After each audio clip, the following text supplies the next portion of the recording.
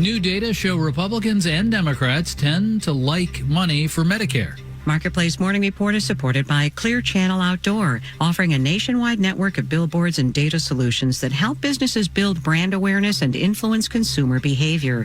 Billboardsforbusiness.com. I'm David Brancaccio. First, with surveys not complete, authorities count about 12,000 structures destroyed in the Southern California wildfires. Rehousing and rebuilding involves insurance in most cases, and these disasters came at a time the insurance market in that state was in flux.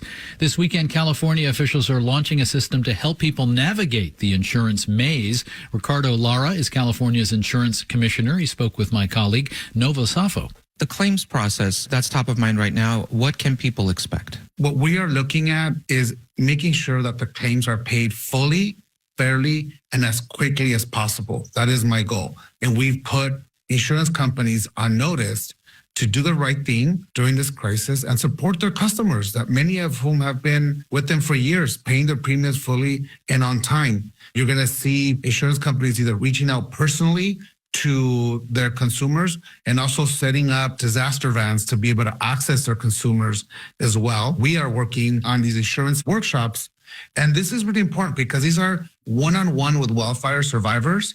We do appointments with them, and we connect them to their insurance representatives that are all in one room so that we can get the claims process quickly moving and hopefully get them paid as quickly as possible. So we're urging people to call us at 1-800-927-4357 to make an appointment.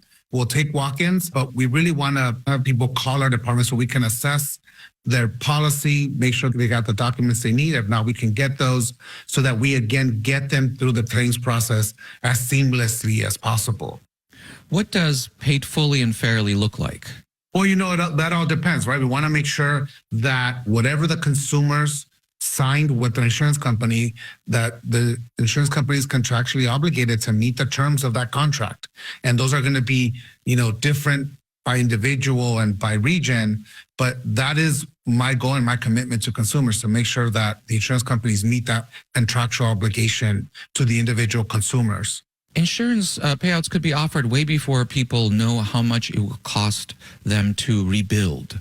How are they supposed to decide whether to accept a payout offer or not?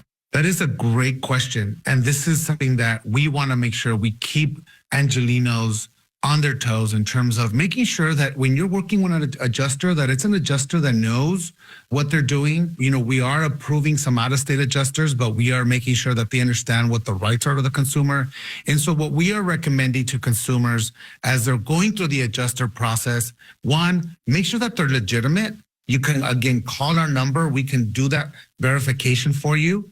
What we're also telling consumers, take your time. Don't sign anything under duress. Be leery of people soliciting you, especially on the site. That's important. And one of the things that we're also telling folks is, as volunteers are cleaning these sites, make sure that you take pictures before so that we have visual confirmation of the damage. And the insurance company cannot fight you on that. We're also telling people you might want to create a separate email that is just dedicated to the claims process. So you have a documentation of your entire communications with your insurance company, with your adjuster. Should something go wrong or you feel that you're not getting what the insurance company is contractually obligated to give you, we can access that data on your behalf and make sure that we make them whole. And if they don't, that also serves us to go after them legally. California Insurance Commissioner Ricardo Lara, he mentioned that phone number. You can do an online search for the words California Insurance Commissioner Hotline, and that number should pop up. Part of our coverage this week, we also heard from a representative of the insurance industry. Marketplace.org has that on demand now. Markets, S&P futures up 0.7%. NASDAQ futures up 1.2%, with the 10-year interest rate off its big peak now. An unnamed administration official is telling the AP that President Biden will not enforce a ban on TikTok that's set to start on Sunday. This will leave the platform's fate in the hands of President-elect Trump. We could also hear this morning from the Supreme Court about a free speech challenge to the bipartisan law that forces TikTok to sell to a U.S. owner.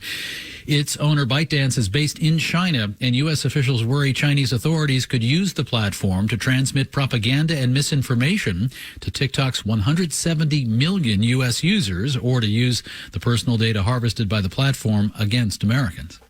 Marketplace Morning Report is supported by Progressive Insurance. Progressive is currently looking for individuals in a variety of career fields who are interested in building a career and joining an inclusive and unique culture.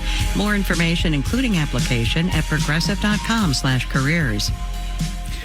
From the advisory group on government efficiency to an incoming Republican Congress, deep cuts to the federal government are promised this year. Among areas to be reviewed, Medicaid and Medicare. But that kind of spending is popular among voters, both Democrats and Republicans. That's from a new poll out just now from the health research organization KFF. Marketplace's Elizabeth Troval has that. 2/3 of Republicans polled say funding for Medicaid should increase or stay the same, and their support for Medicare is higher, while Democratic support of funding both programs surpassed 90%. Ashley Kersinger is with KFF.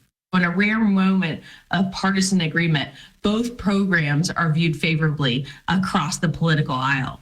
And there are economic and health reasons the public wants to fund these programs, says Tim Layton with University of Virginia. Medicaid is probably the best deal health insurance program that we have in the U.S. They pay doctors very low rates and they get health care for pretty cheap. As for Medicare, everybody has an interest in ensuring that when they get on Medicare, when they turn 65, that it's a good, well-funded and well-functioning program. He says without these programs, more Americans would be uninsured and sicker. I'm Elizabeth Troval for Marketplace. And General Motors has been banned from sharing or selling data on the behavior of GM drivers for 5 years. It's a settlement with the Federal Trade Commission for what regulators say was a misleading sign-up system for something called Smart Driver, part of OnStar, linking GM cars to the cloud. GM sold data about speeding or late-night driving to intermediaries, where it affected driver insurance rates and credit scores. I'm David Brancaccio. This is the Marketplace Morning Report.